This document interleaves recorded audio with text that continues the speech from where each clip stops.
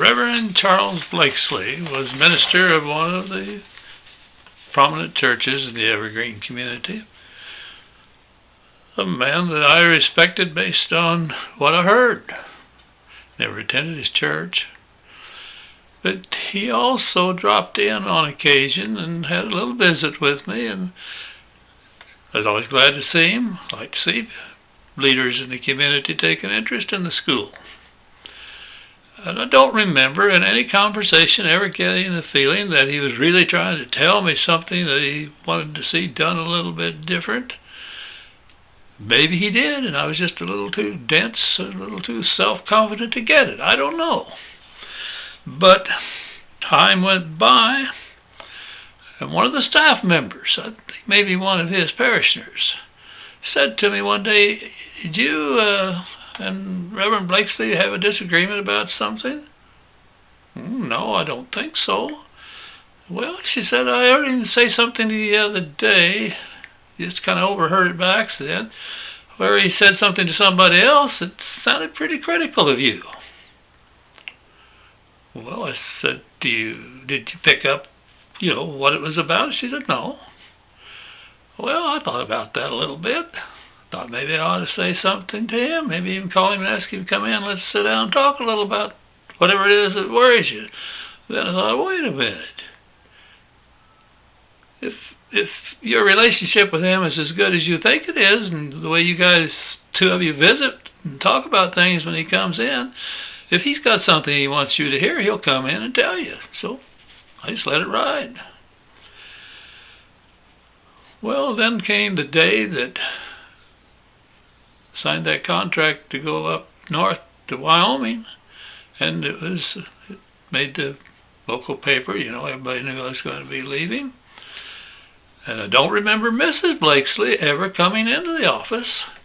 And she didn't make a formal appointment or anything, but she just dropped in one day and asked the secretary if I had a minute. And, that door wasn't just open to staff. It was open to anybody. If they wanted to see me, I intended to see them and see them promptly. If I couldn't see them right at the moment they wanted to see me, I'd try to follow up right away.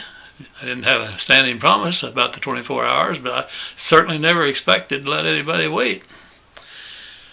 So she came in and she just visited, nice lady, and wished me well and congratulated me and all that sort of thing.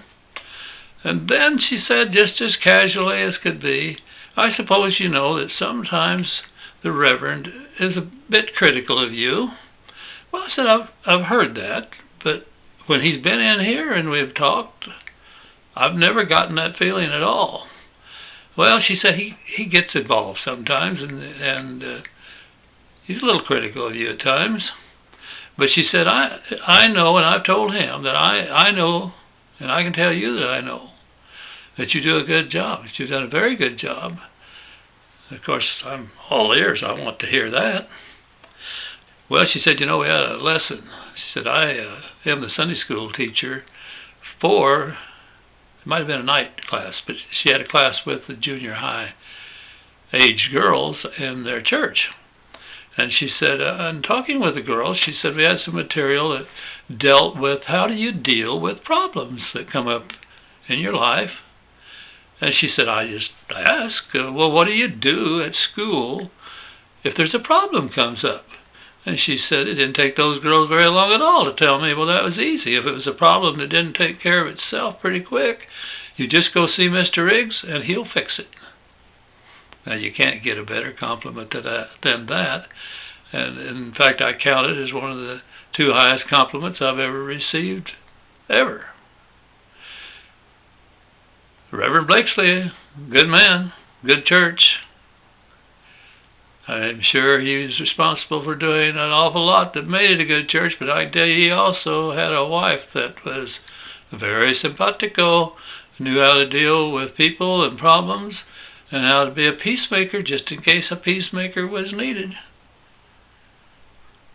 Good lady, good lady. And Mrs. Blakeslee, thank you very much for taking the time to come in and make my day, my year, and to give me a compliment to hold on to that helped a lot when things sometimes didn't go anywhere near as well as I'd like.